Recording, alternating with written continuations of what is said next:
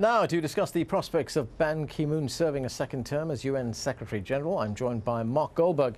He's the managing editor of the UN and Global Affairs blog UN Dispatch. Mark, thanks for joining us. Thanks. Do you believe that Ban Ki-moon deserves a second term? I do. Why?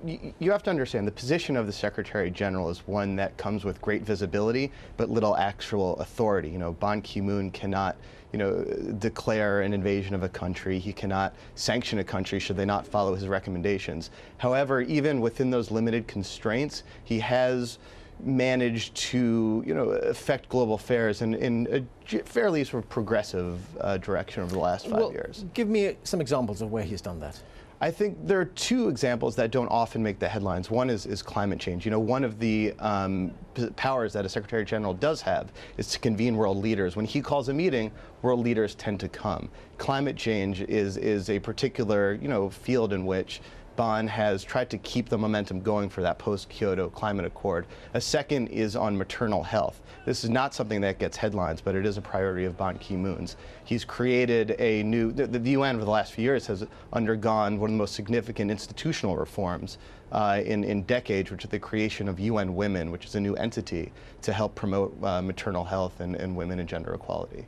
So you're saying that whereas he can't act by himself on a number of these issues, he can turn the spotlight on them. That's right. He can sort of steer a global agenda, and I think that he's been most effective in using his convening power to do that. The other areas in which I would credit Ban with being particularly effective, and it was mentioned in the previous broadcast, was in the Cote d'Ivoire crisis. Right. Ban Ki-moon, over a course of 2 days, ordered missile strikes on the compound holding Laurent Gbagbo. This was a huge risk. Peacekeepers do not, fire missiles at former presidents. But Ban took the risk, even though it carried potential nefarious consequences. And he's not the kind of guy who would have, thumped his chest while doing so. But it worked, and he deserves credit for it. What about the criticism that he's pursued this policy of quiet diplomacy, rather than being out there in the open, naming and shaming? Right, there's a limited effectiveness to naming and shaming, and I'd actually argue that one particular area in which he's been outspoken is the Arab Spring, is this revolution that's sweeping the Middle East right now. At his press conference today, Ban said that this is a once-in-a-generation opportunity to bring freedom and democracy to the Middle East, and he's been particularly outspoken there. He was one of the first world leaders to say that Gaddafi had lost his international legitimacy.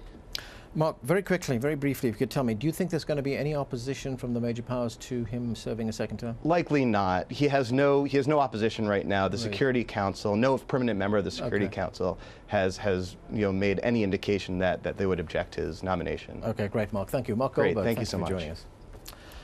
The former head of the International Monetary Fund will stand